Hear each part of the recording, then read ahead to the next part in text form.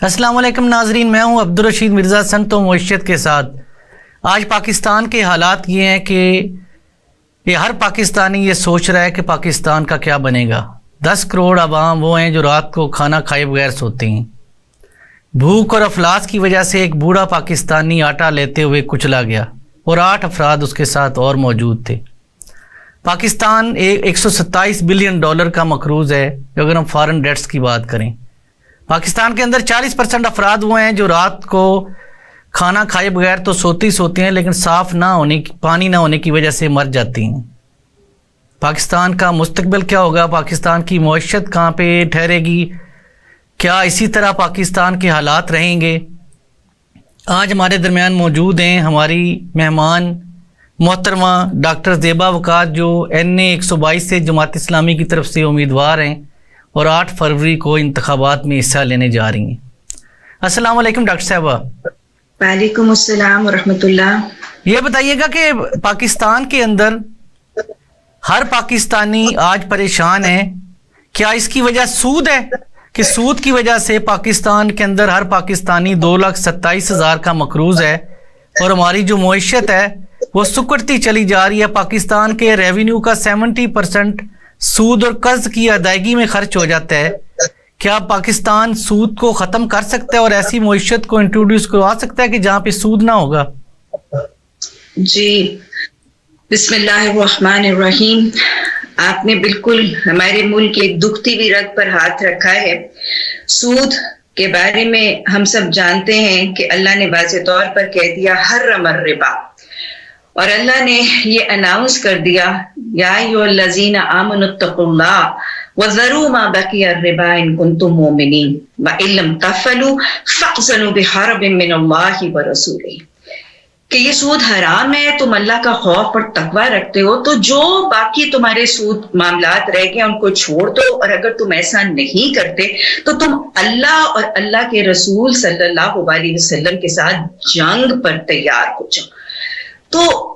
میں تو ہمیشہ یہ بات کہتی ہوں کہ ہم بحیثیت قوم کتنے بہادر ہو گئے ہیں، کتنے دلیر ہو گئے ہیں اپنی حماقت میں آ کے، کہ ہم انڈیا کے ساتھ جنگ میں ڈرتے ہیں، اور انڈیا کے ساتھ جنگ میں ڈرتے ہوئے ہم اپنا 1/4 آف دا بجٹ جو ہے وہ ایک اتنا بڑا وائٹ ایلیفنٹ فوج کا بنانے کے لیے جو ہے وہ ہم قائم رکھتے ہیں، اور ہم دشمن سے جنگ پہ ڈرتے ہیں، لیکن اللہ اور اللہ کے رسول صلی اللہ علیہ وسلم سے جنگ پر ہم بے خوف ہو چکے ہیں۔ وہ اللہ جس کے قبضے میں ہوائیں ہیں، جس کے قبضے میں پلیٹیں ہیں، تو یہ سودی نظام معیشت جس کے حوالے سے حدیث کے الفاظ ہیں کہ جس قوم کے اندر سود رائج ہو جائے گا وہاں روزمرہ زندگی کے استعمال کی چیزیں جو ہیں ان کی گرانی، یعنی there is prediction of inflation in countries and in societies جہاں پر سود رائج ہے۔ اور یہ سودی نظام جو خالصتاً ایک یہودی نظام بینکاری ہے، یہ ہمارے معاشرے میں رائج ہے۔ اس کے مسائل ہمیں ہر شکل میں، اوپر والے طبقے، درمیانے طبقے، نیچے والے طبقے میں، یہ سارے طبقے وہ جو اللہ کہتا ہے کہ ایسے لگتا ہے کہ گویا اس کو شیطان نے بابلا کر دیا ہے، تو یہ ہر طبقے کا انسان جو آج ہمارے معاشرے میں اپنے فکر معاش کے چکروں میں اس گرانی اور اس انفلیشن کا ڈسا ہوا انسان صبح سے شام تک وہ ایک باولے پن کا شکار ہے، یہ پورے کا پورا وہ سودی نظام ہے، یہ اللہ سے کھلم کھلا بغاوت ہے۔ اور میں تو یہ بھی کہوں گی اور بے بانگے دہن کہوں گی کہ صرف سودی نظام کو رائج کرنا ایک ریاست میں ایک حرام عمل نہیں ہے، بلکہ وہ سارے کے سارے افراد یا وہ ساری کی ساری قیادت جو اس سودی نظام کے خلاف اٹھتی نہیں، جو اس سودی نظام کا خاتمہ نہیں کرتی، ان کو اپنے ووٹ میں ان کو اعتماد دینا بھی حرام ہے، کبیرہ گناہ ہے اور ملعون عمل ہے۔ یہ بتائیے گا کہ پاکستان کے اندر ایک کنفیوژن یہ پائی جاتی ہے کہ سیکولرزم سے جو ڈرائیو ہو کے آئی کہ اسلام کو یا مذہب کو مساجد کے اندر بند کر دیا جائے، جس سے یہ نقصان یہ ہوا کہ لوگوں نے ووٹ کی اہمیت کو کھو دیا۔ وہ کوئی بھی چیز خریدتے ہیں تو وہ اچھی طرح جانچ پڑتال کر کے خریدتے ہیں کہ اس میں کوئی خرابی نہ ہو، لیکن ملک کے مستقبل کا فیصلہ کرنے کے لیے وہ جا رہے ہوتے ہیں عام عوام، تو وہ ووٹ ایسے فرد کو ڈال دیتی ہیں کہ جس کا ایک تو کریکٹر اچھا نہیں ہوتا اور دوسرا پاکستان کے مستقبل کے لیے وہ ٹھیک نہیں ہے۔ ووٹ کی اہمیت کے بارے میں جماعت اسلامی اور آپ کا جو اس کی اہمیت کے بارے میں آپ کیا کہیں گی؟ دیکھیے جی، جو بات آپ نے کی وہ ابزولہ آنے درست ہے. ہمارے ملک کے ہر قسم کے بحران، چاہے وہ سیاسی بحران ہے، چاہے وہ معاشی بحران ہے، چاہے وہ مہنگائی ہے، یا کوئی بھی کرائسس ہے، یا آج ہم جو ایک ٹوٹل ڈیفالٹ کے دھانے پر کھڑے ہیں، اس کی سب سے بڑی وجہ یہ ہے کہ ہماری قیادت. اللہ سبحانہ تعالیٰ نے پاکستان کو نعمتوں سے مالا مال ٹکڑا بنایا ہے. ہمارے پاس ہر قسم کی ریسورسز اور ہر قسم کے وسائل اور اسباب ہیں. نہیں ہے اس ملک کے پاس، تو یہی اس ملک کا المیہ ہے کہ ہماری قیادت مخلص نہیں ہے، دیندار نہیں ہے. اور قیادت کوئی آسمان سے نہیں آتی، ملک کے افراد ہی اپنے لیے یہ قیادت جو ہے اس کو منتخب کرتے ہیں. اور یہی ہمارے قوم کے لیے ایک بہت ہی ٹرننگ پوائنٹ ہے اس موقع پر کہ ہم اپنے لیے اس دفعہ ایک ایسی قیادت کو منتخب کریں، ایک ایسے افراد کو قیادت کے لیے ووٹ کا اعتماد دیں جو پاکستان کے سارے مسائل کے بحران کا حل ہے. اور یہ جو آپ نے کہا کہ ہم دین کو الگ کر دیتے ہیں اور ہم اپنی ریاست کے ان مسائل کو شریعت سے فرق کر دیتے ہیں، تو یہی بیسک ایشو ہے ہماری سارے کے سارے اپنے مسائل کا، پاکستان کے مسائل کا. ایک وقت تھا کہ 13 اور 18 کے انتخابات میں جماعت اسلامی کے اوپر اپوزیشن نے الزام لگایا کہ جماعت اسلامی نے خواتین کو ووٹ کا آغاز کرنے کی اجازت نہیں دی. لیکن آپ کی شکل میں جب ہم نے ایک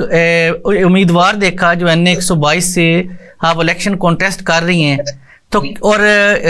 اگر آپ کی شخصیت کے اوپر بات کی جائے تو ایک پروگرام شاید ناکافی ہوگا. اتنی شاندار شخصیت جس نے قرآن کے اوپر اور دنیا کے امور کے اوپر اس کو اس طرح ملا کے پیش کیا کہ آنے والے دنوں کے اندر جماعت اسلامی کی حکومت بنتی ہے تو کئی سولوشنز پیش کیے جا سکتے ہیں. تو آپ کیا سمجھتی ہیں کہ خواتین کو پولیٹکس میں حصہ لینا چاہیے؟ جی بالکل. ہمارے معاشرے میں اگر ہم دیکھتے ہیں تناسب اسٹیٹسٹکس ہمیں بتاتے ہیں تو آدھی پاپولیشن ہر معاشرے کی جو ہے وہ خواتین پر منحصر ہے. اور خواتین کو اگر ہمارا دین اس چیز سے نہیں روکتا اور خواتین کو اسلام امپاور کرتا ہے کہ وہ ہر چیز میں اپنا رول پلے کریں. اگر رسول اللہ صلی اللہ علیہ وسلم کی حیات طیبہ میں خواتین کو نہ کاروبار سے روکا گیا، نہ تعلیم سے روکا گیا، نہ طب سے روکا گیا، نہ جراحی سے روکا گیا، نہ جنگوں میں جانے سے روکا گیا، نہ کسی قسم کے اور کاموں سے، تعلیم، دعوت، تبلیغ سے نہیں روکا گیا، تو آج اگر ہماری قوم میں یہ ایک عام سا تاثر پایا جاتا ہے کہ اگر ایک ایکچوئل امپلیمنٹیشن آف قرآن ہوگی اور اسلام کا نظام رائج ہوگا تو شاید خواتین پر بہت قدغن لگ جائے گا، اور شاید خواتین کو اپنے گھروں میں اور چادر اور چار دیواری کا پابند کر کے ان کو برقعے پہنا کے گھروں میں بٹھا دیا جائے گا، اور شاید ان کے تعلیمی ادارے جو ہیں وہ بند کر دیے جائیں گے اور سکولز اور کالجز میں ان کا جانا جو ہے وہ روک دیا جائے گا. میں تو ہمیشہ خواتین کو ہاتھ جوڑ کے بتاتی ہوں کہ خدارا ایسا ہرگز کچھ نہیں ہوگا. آپ دیکھیں کہ اگر پردے کے بارے میں تصور ہے تو اللہ قرآن میں واضح طور پر فرماتا ہے لا اکراہ فی الدین، دین میں کوئی جبر ہی نہیں ہے. آپ نے فرمایا مجھے آسان اور سہل دین دے کر بھیجا گیا تھا. بزور شمشیر دین اس وقت تک شمشیر کے زور سے نبی صلی اللہ علیہ وسلم کی زندگی میں نہیں پھیلایا گیا. مکہ فتح ہوتا ہے تو اس وقت بھی نہیں کہا گیا تھا کہ تم لوگ جبرن پردہ کرو گے اور تم جبرن اسلام کے دائرے میں داخل ہوگے. 4 months کا پیریڈ دے دیا گیا تھا. You can stay in Mecca and you can see the environment in the Islamic system. دل مانتا ہے تو مانو، نہیں مانتا تو نہ مانو. So there you are. مسلمان خواتین پر کسی قسم کا کوئی جبر ایک اسلامی حکومت میں نہیں ہوگا. اور مور اوور اگر آپ دیکھیں تو نہ تعلیمی ادارے بند ہوں گے. آپ کو صرف اگر میں اگزامپل کے طور پر بتاؤں، آپ دیکھیں کہ جب KPK میں خیبر پختونخوا میں جماعت اسلامی کو مینڈیٹ ملا اور جماعت اسلامی کی حکومت قائم ہوئی، تو میں آپ کو اگر فیکٹس اینڈ فگرز بتاؤں تو دیر جیسا ایک علاقہ، اپر دیر اور لوور دیر جیسا علاقہ، وہاں پہ بچیوں کی تعلیم کی شرح جو ہے وہ 6 to 6.5% تھی. لیکن جب ان کی حکومت کے پیریڈ میں بہت سے اسکولز اور کالجز خواتین کے لیے بنائے گئے تو وہ شرح 65% تک پہنچ گئی. تو یہ وہ چیزیں ہیں جو شاید ہمارے معاشرے میں جو اینٹائی مسلم طاقتیں ہیں یہ ڈیفیم کرنے کے لیے اور اسلام کی امپلیمنٹیشن میں ایک رکاوٹ ڈالنے کے لیے یہ چیزیں مشہور کرتی ہیں. خواتین کا اسلام میں کردار ضرور ہونا چاہیے اور جب تک خواتین ان چیزوں میں اپنا کردار ادا نہیں کریں گی خواتین کے مسائل بھی حل نہیں ہوں گے اور پھر مور اوور آدھی جو ملک کی پاپولیشن ہے وہ ایک ٹوٹل پیسو اور ان ایکٹیو سٹیج کے اندر اپنی زندگی گزارے گی. تو اللہ ہمیں دین کی سربلندی کے لیے سرگرم عمل ہونے اعلی کلمت اللہ کے لیے اپنے گھروں کی ذمہ داریوں کو پورا کرنے کے بعد اگر کسی کے پاس اتنا وقت اور اتنا ایموشنل آئی کیو اور اعصابی طاقتیں ہیں تو ان کو دین کی سرگرمیوں میں اپنی کوششیں لگانے کی بہترین توفیق عطا فرمائے. عام لوگ یہ سمجھتے ہیں شاید یہ اسٹیبلش کی گئی ہے ایک رائے کہ مذہبی جماعتیں اگر دوسری مذہبی جماعتوں کو دیکھا جائے اسی طرح جماعت اسلامی کو بھی ایک مذہبی جماعت سمجھتے ہیں اور لوگ سمجھتے ہیں کہ شاید جماعت اسلامی دنیا کے ماڈرن امور کو بہتر انداز میں پیش کرنے کا حل نہیں رکھتی. کیا یہ بات ٹھیک ہے؟ ابھی میری بات سے میرا خیال ہے آپ کو وہی میری پچھلی بات ہی اس بات کو سیکنڈ کرے گی کہ یہ ڈی فیم کرنے کے لیے اس قسم کی باتیں لگا دی جاتی ہیں. لیکن اگر آپ جماعت کی اوور آل ساری اسٹریٹجیز اور ساری پالیسیز دیکھیں تو اگر آپ منشور جماعت اسلامی کا دیکھیں تو اس میں سارے کے سارے مسائل صرف الفاظ اگر یہ آ جاتے ہیں تو اس میں کوئی حقیقت تو بہرحال وہ بہت بڑی اٹل حقیقت ہے کہ جب جماعت اسلامی کو نظام حکومت میں اقتدار اور عہدہ ملے گا تو بالادستی آئین میں اور ہر معاملے میں قرآن و سنت ہی کی ہوگی اور حاکمیت اللہ ہی کی قائم ہوگی. لیکن ایکچولی آن دا گراؤنڈ جو سارے معاملات ہوں گے وہ تو ایک ٹوٹل بہترین سوشل ویلفیئر والی ایک اسٹیٹ ہوگی اور وہ ویلفیئر اسٹیٹ آج کی انٹرنیشنل سوسائٹیز میں اگر آپ دیکھیں تو سب سے جو ماڈرن سوسائٹیز ہیں ان کی حکومت کے نظام میں ویلفیئر اسٹیٹ ایک الٹیمیٹ اسٹیٹ ہے اور یہ ایک لیٹسٹ کانسیپٹ ہے. لیکن وہ ویلفیئر اسٹیٹ کا کانسیپٹ نبی صلی اللہ علیہ وسلم نے اور دور فاروقی میں ہم مسلمان دیکھ چکے ہیں. تو یہ اگر تصور سمجھا جائے کہ یہ سارے کے سارے جو ماڈرن چیزیں ہیں ان کو شاید وہ فنڈامنٹلزم میں آ کے چھوڑ دیا جائے گا تو ایسا کوئی تصور نہیں ہے. یہ صرف اسلام پسند عناصر کو ڈیفیم کرنے اور ان کے راستے میں رکھنے اور رکاوٹیں ڈالنے کا ایک بڑا ہی بھونڈا سا طریقہ ہے. آپ کے پاکستان کی جو بڑی پارٹیز ہیں پاکستان مسلم لیگ نون, پاکستان پیپلز پارٹی, پاکستان تحریک انصاف اور جماعت اسلامی, آپ جیسی خاتون کو کسی بھی پارٹی سے آسانی سے ٹکٹ مل سکتا تھا تو پھر آپ نے جماعت اسلامی کا ہی انتخاب کیوں کیا؟ جی اصل بات ہے کہ جب آپ قرآن تھام لیتے ہیں اور خاص طور پہ مربی مولانا مودودی رحم اللہ کی تفہیم تھام لیتے ہیں تو پھر تو کسی اور طرف جانے کا تصور رہتا ہی نہیں. ہمارا اللہ ہم سے جو بات کا مطالبہ کرتا ہے, ہمارے ملک کا نظریہ جو ہم سے مطالبہ کرتا ہے وہ یہی ہے. اور اگر صرف دینی لحاظ سے کچھ لوگوں کو یہ بات نہ بھی سمجھ آئے تو میں آپ کو بتاؤں کہ جماعت اسلامی ان نو فارم دنیاوی اور دینی دونوں لحاظوں سے پولیٹیکل اور سوشل ویلفیئر ہر لحاظ سے جماعت اسلامی کسی بھی پولیٹیکل پارٹی سے کسی شکل میں کم نہیں ہے. اگر آپ دیکھیں تو یہ بڑی بڑی پولیٹیکل پارٹیز اگر آپ ان کی پولیٹیکل حوالے سے دیکھیں تو ان کی پالیٹکس اور جماعت کی پالیٹکس کا تقابلہ کر کے دیکھ لیجئے. جتنی صاف, جتنی شفاف, جتنی صداقت والی قیادت جماعت اسلامی میں ہے اور اگر آپ ان کا پولیٹیکل تقابلہ کر کے دیکھ لیجئے کہ ایک سینیٹر مشتاق صاحب جو ہیں وہ ساری کی ساری سینٹ پر بھاری نظر آتے ہیں, ایک حافظ نعیم الرحمان صاحب پوری کراچی کی سیاست پر بھاری نظر آتے ہیں, ہمارے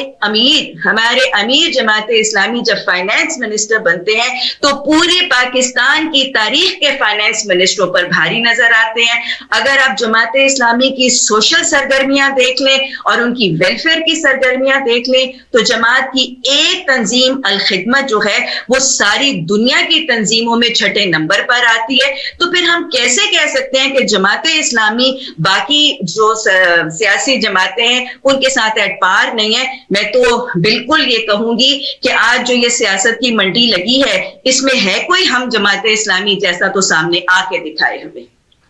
ناظرین ہماری گفتگو کا سلسلہ جاری رہے گا، ایک بریک لیتے ہیں اور بریک کے بعد دوبارہ حاضر ہوں گے۔ ویلکم بیک ناظرین، ہم ڈاکٹر صاحب کو دوبارہ اپنے وقفے کے بعد خوش آمدید کہتے ہیں۔ ڈاکٹر صاحب یہ بتائیے گا کہ میاں شہباز شریف 18 مہینے حکومت کرتے ہیں آصف علی زرداری کے ساتھ مل کے اور چھوٹی بڑی جماعتوں کے ساتھ مل کے، جس کے نتیجے کے اندر پاکستان کے اندر فوڈ انفلیشن 52% پہ چلی جاتی ہے، پاکستان کے اندر کرائسس آتا ہے، پاکستان کی معیشت بحران کا شکار ہو جاتی ہے، اور اسی طرح مل کے حکومت کرتے رہے پی ڈی ایم کے اندر بلاول اور میاں شہباز شریف۔ آج وہ کہہ رہے ہیں، آج وہ ایک دوسرے کو اپنا حریف شو کر رہے ہیں، اور اسی طرح میاں شہباز شریف اور میاں نواز شریف یہ کہہ رہے ہیں کہ اب ہم آئیں گے تو پاکستان کی معیشت کو بہتر کریں گے۔ کیا یہ ممکن ہے؟ جی دیکھیں، آپ کے سوال میں بنیادی طور پر مجھے جواب دینے کے لیے 2 کمپوننٹس نظر آ رہے ہیں۔ سب سے پہلے آپ نے کہا کہ انہوں نے مل کے حکومت کی اور پھر اب ایک دوسرے کے خلاف باتیں کر رہے ہیں، تو اصل بات یہ بھی ہمارے جو سیاست ہے اس میں ایک بہت بڑا المیہ اور بہت بڑے سیاسی بحران کی وجہ ہے کہ ہمارے سیاستدان جب الیکشن ہو رہی ہوتی ہے تو اس وقت پھٹ جاتے ہیں اور اس وقت الگ ہو جاتے ہیں، اور اس وقت اپنے سیاسی مفادات کے تحت ایک دوسرے کی تنقید کرتے ہیں اپنی سیاست کی دکانیں چمکانے کے لیے اور اپنے ووٹر کو اپنی طرف مائل اور متوجہ کرنے کے لیے، اور پھر جب حکومت آ جاتی ہے اور اسمبلیاں بن جاتی ہیں تو پھر وہاں اپنے حکومتی مفادات کے لیے پھر ملی بھگت سے پھر ہم نوالا ہم پیالہ بن جاتے ہیں۔ ایک تو یہ ہماری سیاست کو بہت بڑا نقصان ہے، یہ منافقانہ رویے جو ہیں یہ بہرحال ہمارے ملک کو بہت نقصان دے رہے ہیں۔ اور دوسری بات یہ جو آپ نے کہا کہ وہ اب آج یہ دعوے کرتے ہیں کہ جب ہم حکومت میں آ جائیں گے تو ہم فلانا بحران ختم کریں گے اور ہم مالی کھانے کے کرائسس ختم کریں گے اور ہم بجلی کے کرائسس ختم کریں گے۔ اصل بات تو یہ ہے کہ ہماری قوم ان کو کتنی دفعہ آزما چکی ہے، کاؤنٹلیس اور اینڈلیس ٹائمز۔ ہم قوموں کی تاریخ میں اتنی دفعہ آزمائشیں، ایک ہی گروہ کو بار بار آزمایا جانا، حدیث تو کہتی ہے نا کہ مومن ایک گروہ سے 2 دفعہ ڈسا نہیں جاتا، لیکن ہم تو وہ جو been there done that، ہم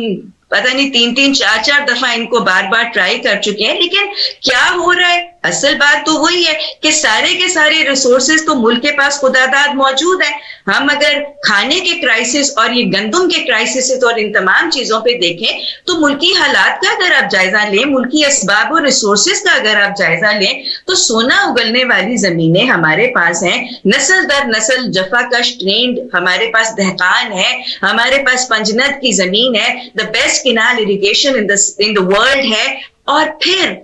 اس سب کے ساتھ ہمارے پاس بہترین موسم ہے۔ اس کے باوجود ادھر ہماری خریف کی فصل کٹتی اور 2 مہینے کے بعد ہمارے حکمران جو ہے وہ گندم لینے کے لیے کشکول لے کر نکل جاتے ہیں۔ تو یہ صرف اور صرف یہ ہے کہ ہماری قیادت جو ہے وہ مخلص نہیں ہے، وہ صادق نہیں ہے، وہ امانت دار نہیں ہے، وہ ملک کے خزانوں کی محافظ کرنے والی نہیں ہے۔ اصل بات ہے کہ جب تک قیادت ہم خدا خوف قیادت اور وہ قیادت جو اللہ کے سامنے کھڑے ہونے کا ڈر رکھتی ہے، اور وہ قیادت جس کے خوف خدا کا تصور یہ تھا کہ عمر اگر دجلہ کے کنارے ایک کتا بھی بھوکا مر گیا تو تجھے اس کا سوال ہوگا، جب تک ہمیں وہ دورے فاروقی والی قیادت نہیں ملتی، ملک کے وسائل اور اسباب اسمگلنگ کے ذریعے، لوٹ مار کے ذریعے ہماری قیادتوں کی تجوریوں میں بھی جاتے رہیں گے، اور یہی غریب سے غریب تر بھی ہوتا رہے گا اور بھوکا مفلسی کا شکار بھی رہے گا۔ قائد اعظم محمد علی جناح سے پوچھا گیا کہ آپ پاکستان کو ایک کیسی اسٹیٹ بنانا چاہیں گے اور پاکستان میں کون سا معاشی نظام چاہیں گے، تو انہوں نے کہا کہ میں کون ہوتا ہوں معاشی نظام دینے والا۔ انہوں نے نگیٹ کیا مغرب کے معاشی نظام اور مغرب کے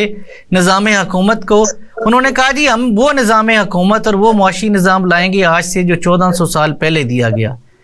اور اسی طرح جب میاں نواز شریف سے پوچھا گیا کہ اب پاکستان میں جو جب 13 سے 18 تک ان کی حکومت تھی تو ان سے پوچھا گیا تو انہوں نے کہا جی پاکستان کو ہم لبرل کنٹری بنائیں گے۔ کیا میاں نواز شریف نظریہ پاکستان کی مخالفت نہیں کر رہے تھے؟ جی جو آپ نے قائد اعظم کی بات کہی کہ انہوں نے کہا کہ ہم وہ نظام لائیں گے، تو اصل بات یہ کہ یہ تو پھر وہی نظریہ تھا نا جس کے پیچھے اتنے کروڑوں مسلمان جو ہیں برِ صغیر کے وہ جمع ہوئے تھے مسلم لیگ کے جھنڈے تلے، اور انہوں نے پھر یہ اعلان کیا تھا کہ پاکستان کا مطلب کیا، لا الہ الا اللہ۔ تو قائد اعظم نے تو اسی نظریے کے حوالے سے یہ بات کی، اور اگر آج کے حکمران اس قسم کی باتیں کرتے ہیں تو ظاہر ہے وہ نظریہ پاکستان سے بھی ایک بغاوت بھی ہے اور غداری بھی ہے اور اللہ سے بدعہدی بھی ہے، اور سب سے بڑھ کے یہ کہ نبی صلی اللہ علیہ وسلم کے دین سے شدید نافرمانی اور حدود سے تجاوز بھی ہے۔ پاکستان کے اندر پاکستان کی آبادی کا 60% نوجوانوں پر مبنی ہے، اور نوجوانوں کا عالم یہ ہے کہ لاہور کی یونیورسٹیز میں 13,000 نوجوان وہ ہیں جو ڈرگز لیتے ہیں۔ اسی طرح آپ کے میڈیا کے ذریعے وہ برائی کا شکار ہیں،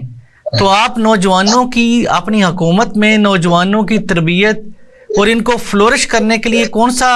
لائے عمل اختیار کریں گی؟ میڈیا کے حوالے سے ڈیفینیٹلی میڈیا آج بہت ڈیزاسٹرس اور بہت نیگیٹو ریزلٹس جو ہے اس سے مرتب ہو رہے ہیں، لیکن یہ میں بات ضروری کہوں گی کہ کوئی چیز بذات خود حرام نہیں ہوتی، اس کے استعمال کا طریقہ اس کو حرام اور ناجائز بناتا ہے۔ تو اگر یہی میڈیا اس کو پازیٹیولی یوٹیلائز کیا جائے for productive results, for education, for awareness, اگر اسی میڈیا کو ہم سوشل میڈیا کو یا الیکٹرانک میڈیا کو، بہت دفعہ لوگ اس بات پر بھی کرٹیسزم کرتے ہیں کہ شاید جب ایک اسلامی نظام حکومت آئے گا تو شاید یہ سارے ٹی وی اور یہ سب کچھ جو ہے وہ بند کر کے تمار کی طرح لپیٹ کے ان کو ختم کر دیا جائے گا، تو ایسا بھی ہرگز نہیں ہوگا۔ آپ دیکھیں گے یہ ساری چیزیں پازیٹیو اور پروڈکٹیو طریقے سے بھی استعمال کی جا سکتی ہیں۔ وہی ڈرامہ، وہی ٹاک شوز، وہی چینلز جو ہیں وہ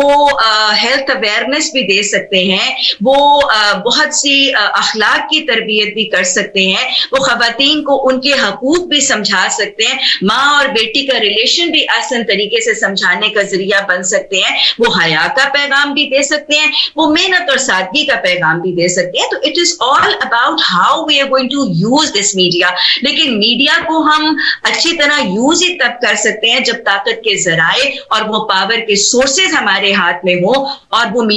میڈیا نہ ہو جو اینٹی اسلام طاقتوں کے ہاتھ میں ایک پپٹ کی طرح ناچتا ہے اور ان کی انگلیوں پہ، ان کی ڈکٹیشنز پہ جو ہے وہ چلتا ہے۔ انشاءاللہ یہ میڈیا، یہ لٹریچر، یہ سب کچھ جب اسلام پسند طاقتوں کے ہاتھ میں آئے گا تو یہ بہت پروڈکٹیو بھی ہوگا، بہت ڈیفینسو بھی ہوگا ان کے دین کے لیے، اخلاق کے لیے، ان کے مورل ایتھکس کے لیے۔ اور انشاءاللہ جہاں تک آپ ڈرگز کی بات کر رہے ہیں تو انشاءاللہ جب اسکولوں اور کالجز کے ماحول کے اندر ایک ایسا ماحول ہوگا جہاں یہ میڈیا کی بھرمار بھی نیگیٹو طریقے سے نہیں ہوگی تو انشاءاللہ اس سے بھی بہت اصلاح ہوگی۔ آپ اگر دیکھیں تو وہ سارے ادارے جو جماعت اسلامی کے سکولز ہیں جو چل رہے ہیں، وہ سارے کے سارے وہ رول ماڈلز ہیں جو انشاءاللہ اس سمپل سٹرکچر میں جب ابھی حکومت نہیں بھی ہے ان کے پاس تو وہ سارے ادارے اگر چل رہے ہیں اور بہت آسان طریقے سے دنیا کی تعلیم امپارٹ کر رہے ہیں اور بہترین انوائرمنٹس میں کر رہے ہیں تو انشاءاللہ جب ان کے پاس حکومت ہوگی، پاور اتھارٹی ہوگی، ملک کے وسائل اور اسباب ہوں گے تو انشاءاللہ اس سے بہت زیادہ بہتر ساری سسٹمز جو ہیں وہ بڑی آسانی سے ضرور ڈیلیور بھی ہوں گے۔ آپ کے حلقے کے مسائل کیا ہیں جس کو آپ منتخب ہونے کے بعد حل کرنے کی کوشش کریں گی؟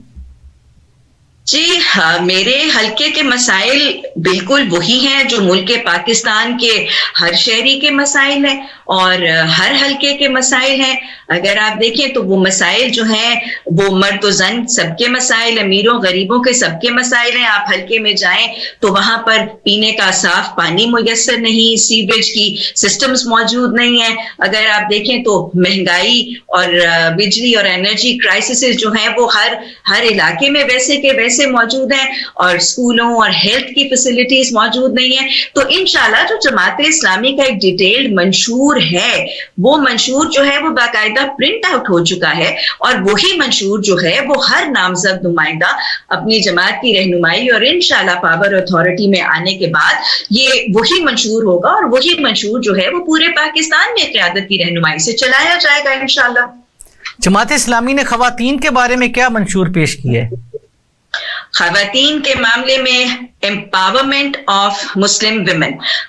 ایک مسلمان عورت کی قرآن و حدیث کی روح سے جو امپاورمنٹ کا تصور موجود ہے، خواتین کی تعلیم، جیسے میں نے ابھی آپ کو بتایا کہ جب KPK میں ان کی حکومت تھی تو کیسے خواتین کی ایجوکیشن کو پروموٹ کیا گیا، خواتین کی ہراسمنٹ کو جو ہے اس کا کنٹرول کرنا، خواتین کی عزتوں آبروں کو محفوظ کرنا، ان کی ایجوکیشن کو انشور کرنا، پھر خواتین کے سارے رائٹس کی پروٹیکشن کرنا، خواتین کو ہمارے لا کے مطابق اور ہمارے معاشرے کے اندر انہیریٹنس نہیں دی جاتی تو ایسے لاز بنائے جائیں گے جہاں مسلمان خواتین کو ان کی جو وراثت کے حقوق ہیں ان سے محروم جو ہے نہ کیا جائے. پھر جیسے آج ہمارے معاشرے میں یہ جہیز کی لعنت کی وجہ سے بچیاں جو ہیں وہ شادی نہیں ہوتی ہے. تو یہ سارے کے سارے جو اسلام کے تصورات ہیں اور جو سوشل اپلفٹ کرنا اور مسلمان خواتین کو ان کے رائٹس دلوا کے ان کو ان کی ایجوکیشن میں، ان کی ہیلتھ میں تمام فیسلٹیز پرووائڈ کر کے اور سب سے بڑھ کے ان کو فن اور ہنر سکھا کے ان کو اسٹرینگتھن کرنا اور ان کے خاندانی نظام میں ان کو اسٹرینگتھن کرنا، یہ سارے کا سارا جو ہے وہ ہمارے منشور کا ایک لازم حصہ ہے. پاکستان کے اندر جتنی مذہبی جماعتیں ہیں وہ کسی نہ کسی فرقے سے منسلک ہیں، بریلوی، اہل حدیث، دیوبندی، شیعہ، لیکن جماعت اسلامی ایک ایسی جماعت ہے جس کا کسی فرقے سے تعلق نہیں ہے. جی بالکل. تو یہ مختلف جو لوگ بٹے ہوئے ہیں یہ جماعت اسلامی کو پھر ووٹ کیوں دیں؟ کیونکہ ان کے مسلک سے تو جماعت اسلامی کا تعلق نہیں ہے. اصل بات تو یہ کہ جماعت اسلامی سارے مسلکوں کو لے کر نحن لہو مسلمون کا جب ایک سلوگن لگاتی ہے اور فرقہ واریت سے پاک سیاست لے کر جب آتی ہے تو پھر اس میں تو سارے ہی فرقوں کو اپنے اندر سمو لینے کا تصور ہے. اور اس میں یہ کہنا کہ اپنے آپ کو کسی ایک فرقے سے اگر منسوب کیا، اگر جماعت اپنے آپ کو کسی ایک فرقے یا کسی ایک مسلک کے ساتھ ایسوسیٹ کر رہی ہوتی تو پھر تو اس میں یہ امکان تھا کہ باقی فرقے اس کو نیگیٹ کرتے اور باقی فرقے اس کے خلاف اٹھتے. لیکن جماعت اسلامی کے اندر الحمدللہ بالکل فرقہ واریت سے پاک ایک سیاست ہے. تو اس کی وجہ سے یہ ایک بہت بڑا ایکسٹینسو اور ایک پازیٹیو سا ایک مارجن ہے کہ اس کی وجہ سے سارے مکتبہ فکر اور سارے اسکولز آف تھاٹس کو سمو لینے کا ایک بہترین جو ہے کیپیبلٹی جماعت کے اندر الحمدللہ موجود ہے. اور یہ وسعت نظر ہے جماعت اسلامی کی قیادت کی، وسعت قلب ہے جماعت اسلامی کی قیادت کا. جو مولانا مودودی رحمہ اللہ کی تفہیم بھی اگر آپ پڑھیں تو مولانا بھی اگر آپ دیکھیں تو تفہیم القرآن میں کسی ایک امام کی رائے بتاتے ہوئے نظر نہیں آتے، تمام ائمہ کی رائے بتاتے ہوئے نظر آتے. اور یہی چیز ہے جو آگے قیادت میں بھی اسی شکل میں مینوئن منتقل ہو گئی ہے. پاکستان کے اندر صرف 3 افراد ایسے ہیں کہ جسے شاہ فیصل ایوارڈ سے نوازا گیا، بلکہ کہہ لیں کہ انہیں منتخب کیا گیا ان کی تحقیق اور ریسرچ کی وجہ سے، جس میں سب سے پہلے سید مودودی رحمہ اللہ اور اس کے بعد پروفیسر خورشید احمد اور تیسرے ہمارے ایک سائنٹسٹ ہیں. کیا جماعت اسلامی کے اندر اب بھی ریسرچ اینڈ ڈیولپمنٹ کا اتنا کام موجود ہے کہ جس کی بنیاد کے اوپر دنیا کے بہترین ایوارڈ ان کے نام کر دیے جاتے ہیں؟ جی الحمدللہ. آپ دیکھیں کہ جو ٹرینڈ سیٹرز، ایک تنظیم کے ٹرینڈ سیٹرز ایسے خوبصورت ہیں کہ میں تو بہت دفعہ یہ بات کہتی ہوں کہ اللہ سبحانہ تعالیٰ نے پاکستان میں جو نعمتیں دی ہیں اور نعمتوں میں سے ایک بہت بڑی نعمت ہے کہ انہوں نے ہمیں مولانا مودودی رحمہ اللہ جیسی ایک بہترین قیادت بھی اور بہترین ایک عالم دین بھی دیے. اور مجھے یاد ہے کہ جب ایک اجتماع عام تھا تو اس میں بہت سی تحریکوں کے، اسلامی تحریکوں کے بہت سے قائدین جو ہیں from all over the world آئے ہوئے تھے. اور مجھے یاد ہے کہ وہ سردی کی ایک رات تھی اور اندھیرا تھا اور وہ سارے کے سارے لوگ جو بول رہے تھے وہ اپنی اپنی زبانوں میں اور عربک میں بول رہے تھے. اور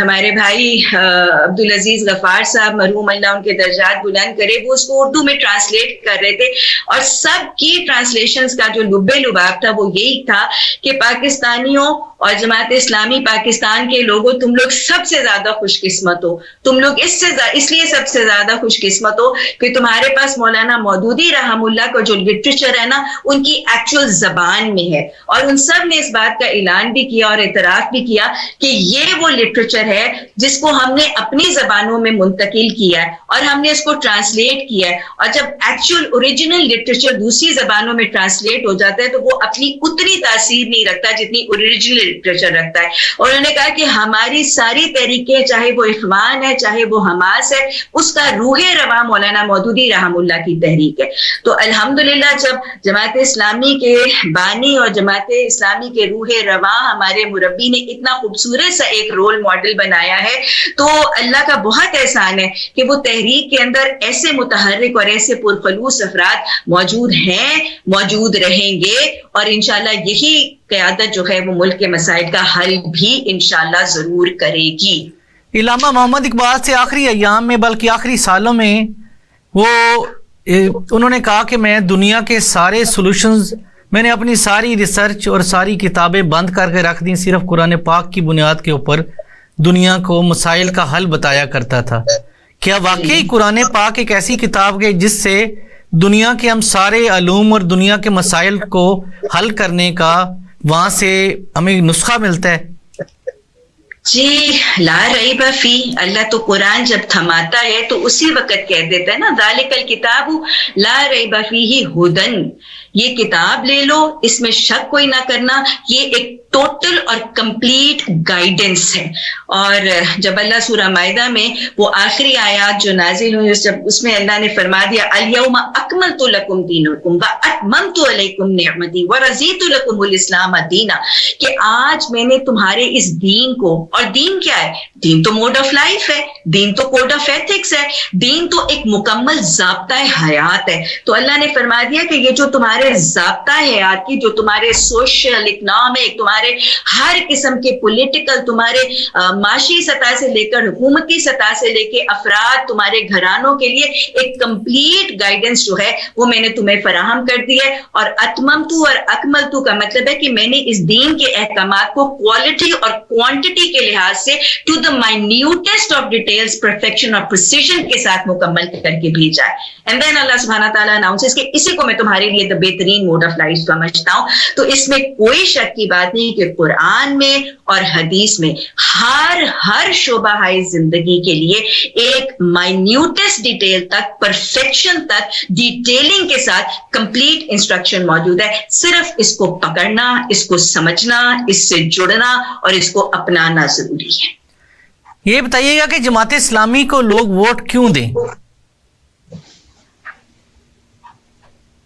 میں تو آپ کے سوال کے جواب میں ایک اور سوال کروں گی کہ لوگ جماعت اسلامی کو ووٹ کیوں نہ دیں؟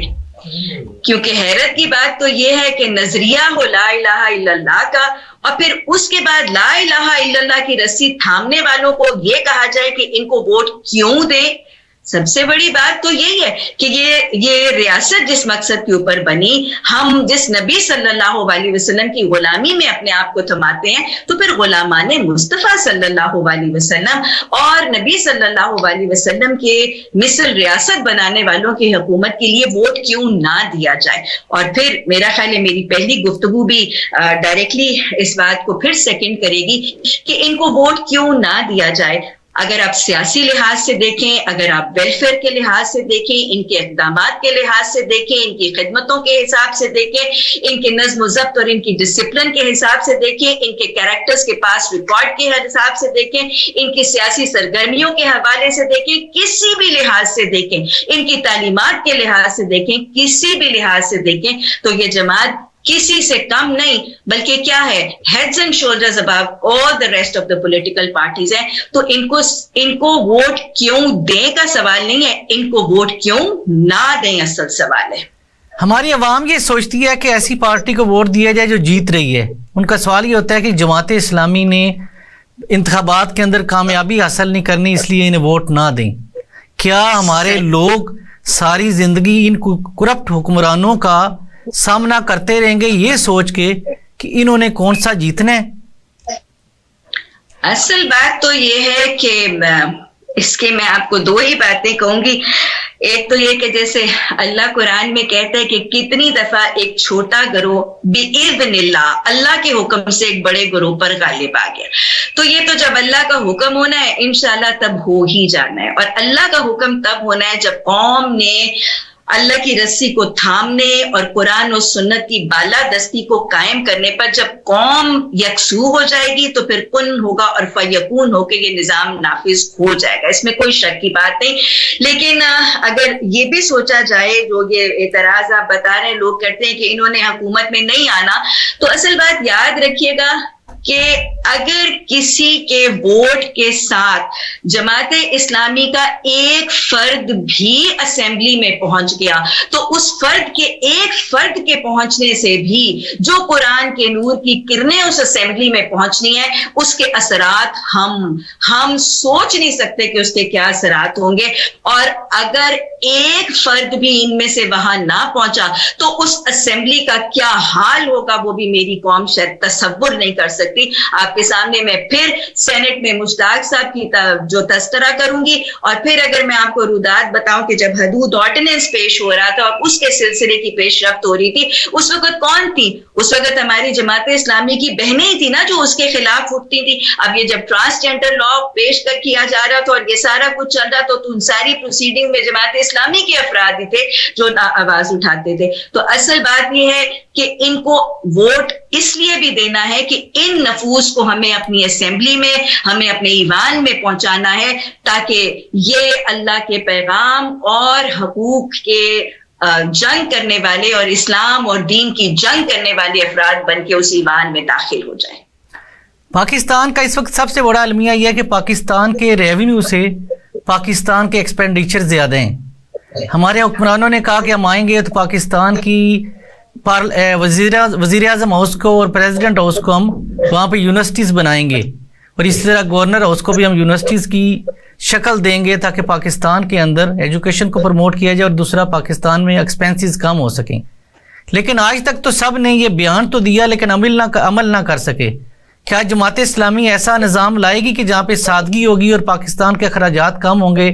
اور جس کی بنیاد کے اوپر پاکستان کی معیشت سنبھلنی شروع ہو جائے گی؟ جی, یہ جماعت کے منشور میں ایسے ہی جو نکات موجود ہیں, اور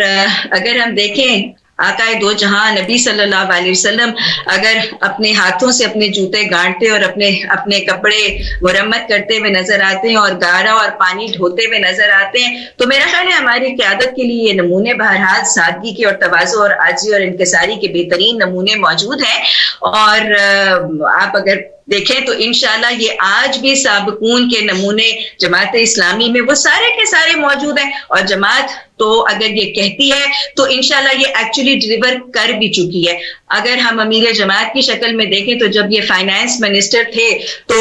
وہ میرا خیال ہے شاید آپ نے بھی سنا ہوگا کہ پشاور سے جب لاہور آتے ہیں اور ان کے اخراجات کے بارے میں پوچھا جاتا ہے تو پتہ چلتا ہے کہ 500 یا 1000 تک اخراجات آئے. یہاں ہمارے جو حکمران ہیں وہ جاتے ہیں تو آگے بھی 20 گاڑیاں اور پیچھے بھی 20 گاڑیاں اور جتنے اخراجات اور جتنے میرات, کیونکہ ایک بس پر آنے والا اور رکشہ میں سفر کرنے والے کے معاملات ایسے ہی ہیں. تو لہٰذا